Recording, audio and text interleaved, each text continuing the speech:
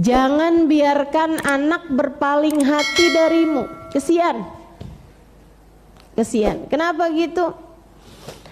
Karena Allah jadikan keridhoanmu sebagai keridhaan Allah kepada mereka.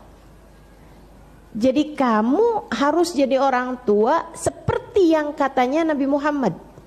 Nabi Muhammad pernah doakan rahmat. Ya Allah, rahmatilah para orang tua. Rahimallahu imra'an a'ana ala ibnihi libirrih. Kata Nabi Muhammad, ya Allah, rahmatilah para orang tua yang memudahkan anak untuk berbakti kepada dirinya.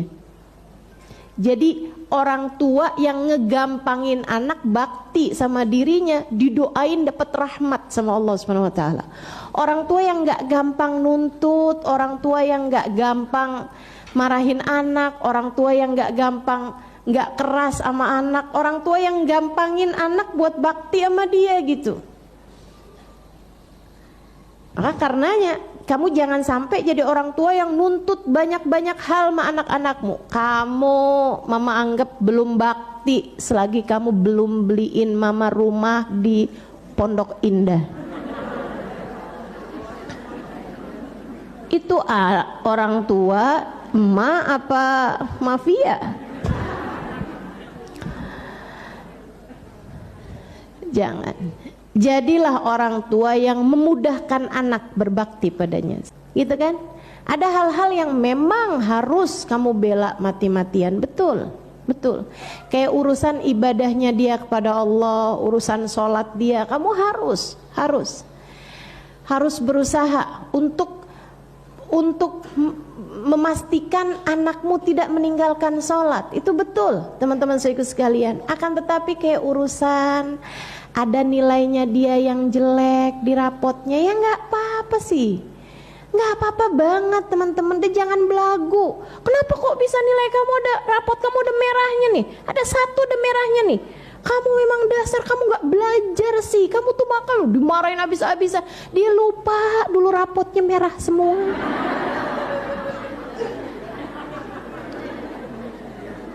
Ya ampun Bu, jangan sok-sokan deh. Ya kan saya nggak mau ustazah anak-anak jadi kayak saya. Ya tapi kan kesian anakmu gitu kan. Udahlah, biasa-biasa aja gitu terhadap hal-hal yang urusan-urusan dunia yang nggak jadi sebab kebahagiaan mereka di akhirat juga. Kurang lebih aja.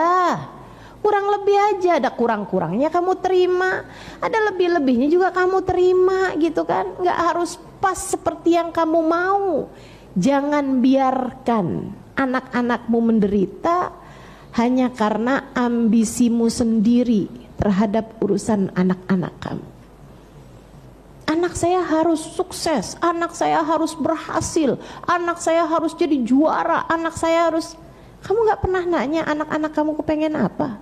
Itu kan kepengenan kamu, bukan kepengenan anak-anak kamu.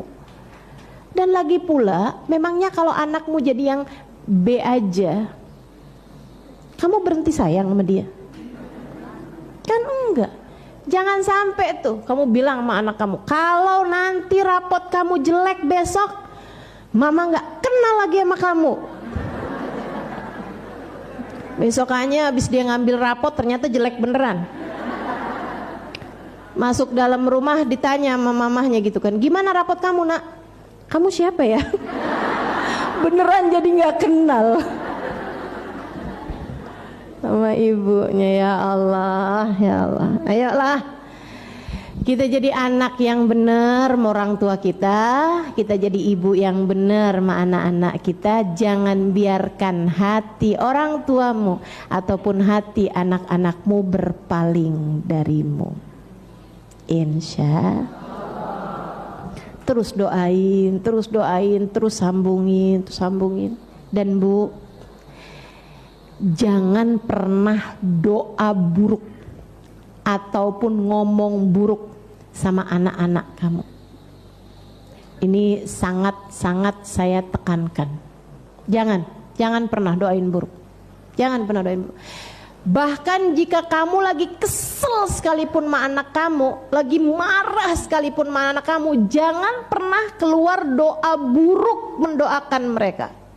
doakan anakmu, jangan. Kenapa gitu? Nanti kalau sesuatu yang buruk tersebut terjadi, yang nyesel juga kamu. Betul gak?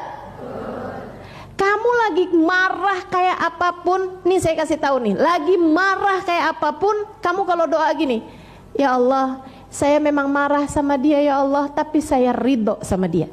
Ingetin doa saya, ingetin. Para ibu yang punya anak nih, dengerin saya.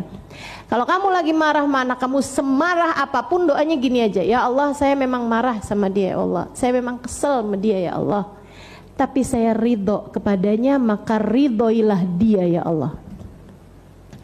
Bukankah engkau mengatakan ridhomu terletak pada keridhaan orang tua? Ya Allah, aku ridho kepadanya, maka ridhoilah dia ya Allah. Ampuni dosa-dosanya, bimbing dia menjadi anak yang berbakti kepadamu ya Allah, taat padamu, taat kepada Rasulmu. Dah gitu aja doanya. Kenapa gitu? Sebab selagi kamu masih ridho sama anak kamu, Allah akan ridho. Kalau Allah ridho, semakin Allah ridho, dia akan semakin soleh.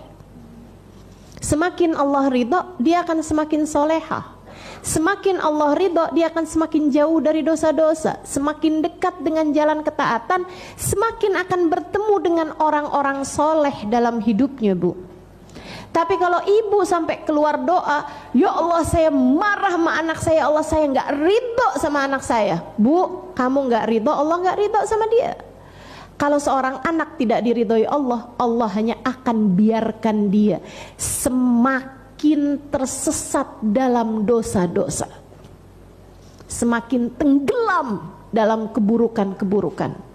Nantinya bakalan kumpulnya sama orang jelek-jelek, kumpulnya sama orang-orang yang akhlaknya nggak baik, kumpulnya sama orang yang nggak bener.